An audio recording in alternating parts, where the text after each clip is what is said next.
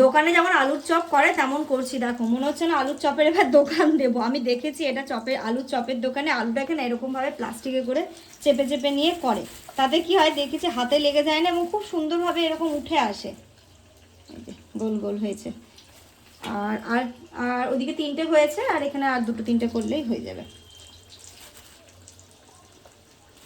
এরকম ভাবে চেপে নিচ্ছি। আহা আহা আহা, ও সেরা সেরা, এটা সেই ফুলেছে তো।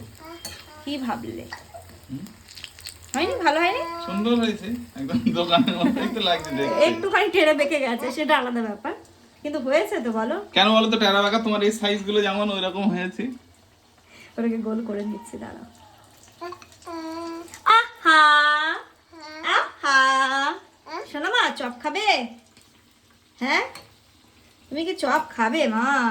বাবা রে, আমার ইনু চপ খেতে কি ভাইয়া ভালোবাসে, তোমরা যদি কেউ জানো। আমার তো আজকে মনে হচ্ছে একদম দোকানের এক অংশও কম হবে না, তাই বরং দোকানের থেকে ভালো হবে। তো শেপ গুলো তুমি ফুলেছে দেখো। হ্যাঁ ফুলেছে খুব সুন্দর।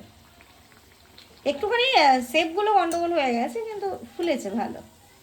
মানে এমনি দোকানের ওটা মনে হয় এখন কত 7 টাকা আলুর চপ, এটা কত তাহলে 3 টাকা 4 টাকা হবে। এটা 4 টাকা সাইজ হয়ে গেছে। শোনো মোটেও না, এটার দাম বেশি হবে। ফ্রেশ তেল, ফ্রেশ আলু, ফ্রেশ আলু বলছে, আলু তো ফ্রেশই দেয় সব। কিন্তু এই এই যে বাড়িতে ফ্রেশ তেলে তুমি তো এটা দোকানে পাবে না, বুঝলে?